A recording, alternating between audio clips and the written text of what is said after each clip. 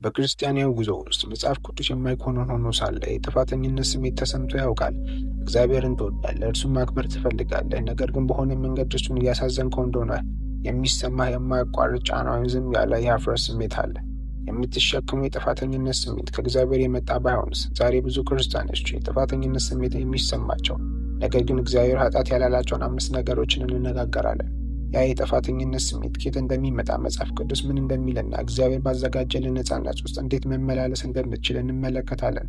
በዚህ መልእክት መጨረሻ ላይ የሐሰተኛ ጥፋተኝነት ስሜትን ወደ ጎን በመተው በእግዚአብሔር ፊት ግልጽና ቀሊል በሆነ ሕሊና መኖር ትችላለህ።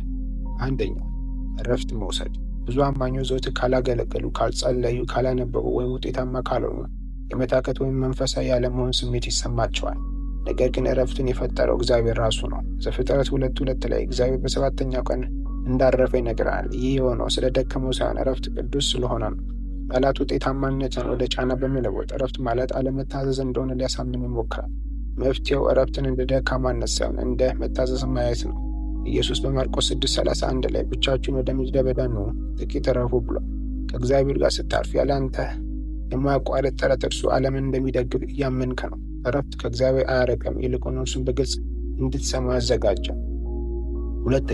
ለሰዎች አይሆንም ማለት። ክርስቲያኖች ድንበር በማበጀታቸው ብዙ ጊዜ የጥፋተኝነት ስሜት ይሰማቸው። አይሆንም ማለት ፍቅር እንደሌለው፣ ራስ ወዳድነት ወይም ክርስቲያናዊ እንዳልሆነ ይሰማቸው። ነገር ግን ኢየሱስ ራሱ ያቀረቡለትን ጥያቄዎች ሁሉ አላስተናገደም። በሉቃስ 5:16 ሰዎች እየፈለጉትን ከእርሱ ወደ ምድረ በዳ ፈቀቅ ብሎ ይጸልይ ነበር።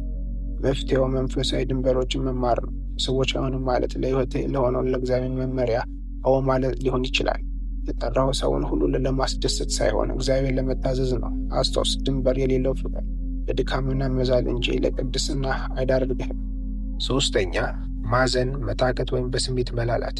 ብዙ አማኞች በስሜት ሲታገሉ የጥፋተኝነት ስሜት ይሰማቸዋል። ማዘን ወይም መዛል የእምነት ድክመት እንደሆነ ያስባሉ።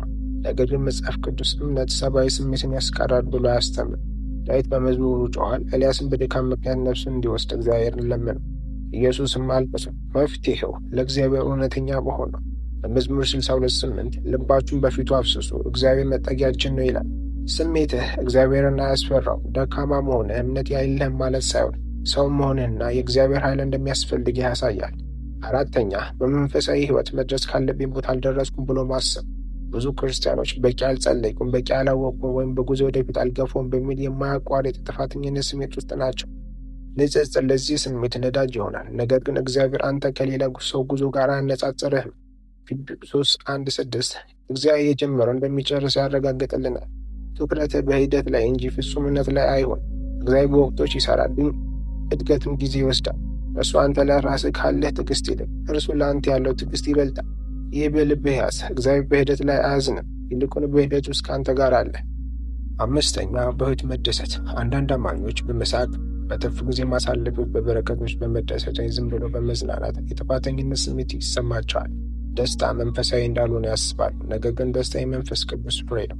በመክብብ 3:13 በራስህ በእግዚአብሔር በሰጠ በረከት መደሰት የእግዚአብሔር ስጦታ እንደሆነ ይናገራል።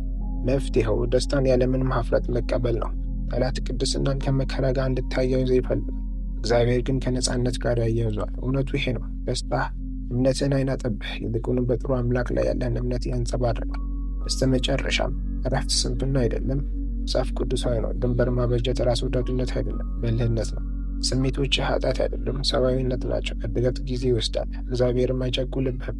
ደስታ ዓመፅ አይደለም፣ ስጦታ ነው። ክርስቲያኖች የሚሸከሙት አብዛኛው የጥፋተኝነት ስሜት ከመጽሐፍ ቅዱስ ሳይሆን ከጫናና ከንጽጽር ከመንፈሳዊ አለመረዳት የሚመጣ ነው።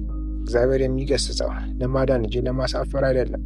የሚሰማ የጥፋተኝነት ስሜት ወደ እርሱ ከመቅረብ ይልቅ ከእርሱ የሚያርቅ ከሆነ ያ የእግዚአብሔር ድምፅ አይደለም። ይህ መልእክት ከልብህ ላይ ሸክም ከቀለለልህ አላስፈላጊ የጥፋተኝነት ስሜት ለሚሸከመው ሰው አካፍለው። ከሐሰተኛ የጥፋተኝነት ስሜት ይልቅ የእግዚአብሔር እውነት እመርጣለሁ ብለህ ኮመንት አድርግ። ሮሜ 8:1 በክርስቶስ ኢየሱስ ላሉት አሁን ኩነኔ የለባቸውም ይላል። እግዚአብሔር በአንተ ተስፋ ቆርጦ አይመለከትም። በጸጋው ከአንተ ጋር እየተጓዘ እንጂ አንተ እየወደቅክ አይደለም፣ እያደግክ ነው። እሱም በዚህ ጉዞ ከአንተ ጋር መሆኑ ደስተኛ ነው።